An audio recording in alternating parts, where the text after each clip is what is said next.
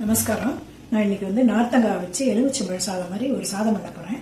அதுக்கு என்னென்ன சாமான் வேணும்னு காமிக்கிறேன், பார்க்கலாம். 1.5 டம்ளர் சாதம் நம்ம சாப்பிட்ற ரைஸ் தான். சாதம் வடித்து கொஞ்சோண்டு எண்ணெய் விட்டு உதிராக ஆற வச்சுருக்கேன். தாளிக்கிறதுக்கு எண்ணெய் வச்சுருக்கேன். கடுகு 2 காஞ்ச மிளகா வச்சுருக்கேன். கடலைப்பருப்பு, உளுத்தம்பருப்பு, வேர்க்கடலை வச்சுருக்கேன். பச்சை மிளகா 2, கருவேப்பிலை வச்சுருக்கேன். கொஞ்சம் மஞ்சள் பொடி, உப்பு, பெருங்காயம் வச்சுருக்கேன்.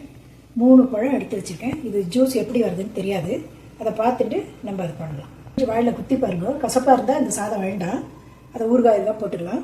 கசப்பு இல்லாமல் தித்தி புளிப்பு இருந்ததுன்னா அதை நீங்கள் சாதம் கலக்கலாம். சாதம் கலக்கிறதுக்கு தாளிக்கிறதுக்கு எண்ணெய் விட்டு வச்சுருக்கேன். எண்ணெய் காஞ்சிருக்கு. காஞ்ச மிளகாய் போடுறேன். 1 ஸ்பூன் கடுகு போடுறேன்.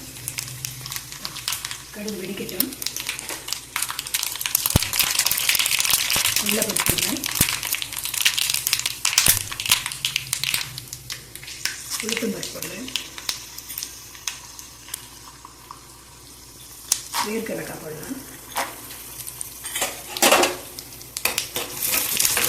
பெருங்காயம் போடுறேன். அதுக்கப்புறம் பச்சை மிளகாய் 2 கிழி வச்சுட்டு கருவேப்பிலை கிழி போட்டுறேன்.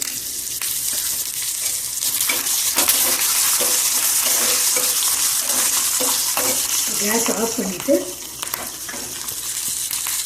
மஞ்சள் பொடி போட்டுக்கிறேன். ஆற்றுல கொஞ்சம் உப்பு போட்டுட்டேன், அதனால் கம்மியாக போடுறேன். பார்த்துட்டு கலக்கும்போது போட்டுக்கிறேன். நல்லா கலந்து விட்டுட்டு நான் 2 பழம் பிழிஞ்சு வச்சுருக்கேன். ஜூஸ் நிறைய இருக்குது, அதை இதில் குத்திடுறேன். ஆஃப் பண்ணிவிட்டு ஜூஸ் குத்துங்க, இல்லைன்னா கசப்படுக்கும். ஒரு 2 நிமிஷம் அப்படியே வச்சுருந்துட்டு அப்புறம் சாத்தில் போட்டு கலக்கலாம். கொஞ்சம் ஆறட்டும். சாதம் உப்பு போட்டு ஆறி இருக்குது. மேலே பச்சை கருவேப்பிலை 2 போடுறேன், வாசனையாக இருக்கும். இப்போ இதை கொதிக்க வச்சதை இந்த கொச்சை இதில் போடுறேன்.